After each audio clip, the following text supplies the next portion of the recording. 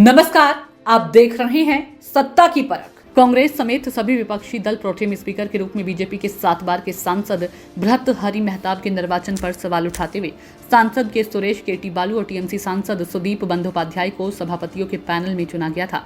लेकिन pro tem speaker के निर्वाचन को लेकर इन सांसदों ने विरोध स्वरूप शपथ नहीं ली।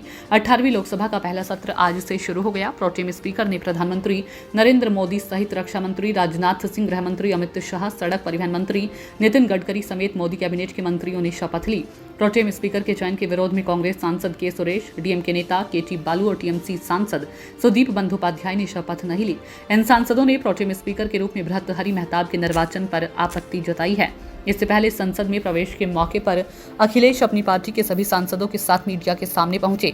उनके बगल में पत्नी डिंपल यादव और चाचा रामगोपाल यादव भी मौजूद थे। इस बीच अखिलेश ने पीछे खड़े अवधेश प्रसाद का हाथ पकड़ा और उन्हें सामने लेकर आए। उन्होंने सबसे परिचय कराया तो अवधेश प्रसाद ने हाथ जोड़कर अभिवादन भी किया। दलित समाज से आने वाले अवधेश प्रसाद को अखिलेश यादव लगातार तवज्जो देते रहे हैं। यूपी विधानसभा में भी वह अखिलेश के बगल में बैठते रहे हैं। लोकसभा चुनाव से पहले सपा ने पीडीए की जो पॉलिटिक्स शुरू की, अवधेश प्रसाद उसका बड़ा चेहरा है। पिछड़ा, दलित और अल्पसंख्यकों को तरजीह देकर अखिलेश यादव ने 37 सीटों पर कब्जा जमा लिया है। नई संसद में विपक्षी सांसद के साथ ही सपा मुखिया अखिलेश यादव एक हाथ में संविधान की पुस्तक थी। सीढ़ियां चढ़कर वह अवधेश प्रसाद को अपने साथ अंदर सदन में ले गए। इस दौरान अयोध्या सांसद ने झुककर संसद की सीढ़ियों को प्रणाम किया। सदन के भीतर अखिलेश यादव कांग्रेस नेता राहुल गांधी के साथ में विपक्ष की पहली पंक्ति में बैठे। खास बात तो यह रही कि यूपी विधानसभा की तरह यहां भी अवधेश प्रसाद अखिलेश के बगल में ही बैठे नजर आए। राजनीतिक जानकारों का कहना है कि अवधेश प्रसाद को इतना महत्व देकर अखिलेश प्रसाद ने बड़ा सियासी संदेश दिया है। कहीं न कहीं अयोध्या में बीजेपी की हुई किरकिरी को उन्होंने भुनाने की कोशिश की है। कांग्रेस अध्यक्ष मल्लिकार्जुन खड़गे ने भी केंद्र सरकार पर जमकर निशाना साधा। उन्होंने कहा कि देश में बिना घोषणा के आपातकाल लगा हुआ है, लोकतांत्रिक परंपराएं खत्म की जा रही है। उन्होंने कहा कि संविधान को बचाने के लिए हमने जो कोशिश की थी उसमें जनता हमारे साथ है, लेकिन मोदी जी ने संविधान को तोड़ने की कोशिश की है। इसलिए आज हम यहाँ एकत्रित होकर विरोध कर रहे हैं।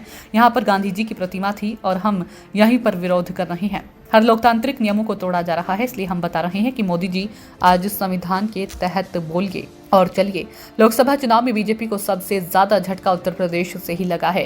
बीजेपी यहां मात्र 33 सीटों पर ही सिमट गई। जिस अयोध्या में ऐतिहासिक राम मंदिर से लेकर अरबों रुपए के विकास कार्य करवाए गए, वहां पर बीजेपी को हार का सामना करना पड़ा। 9 बार से सपा विधायक चुनते आ रहे अवधेश प्रसाद ने बीजेपी से 2 बार सांसद चुनते आ रहे लल्लू सिंह को हरा दिया।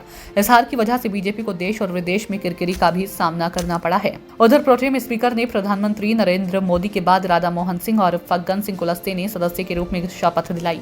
दोनों सदस्य अगले 2 दिन सदन की कार्रवाई के संचालन में प्रोटेम स्पीकर भर्तृहरि महताब की सहायता करेंगे।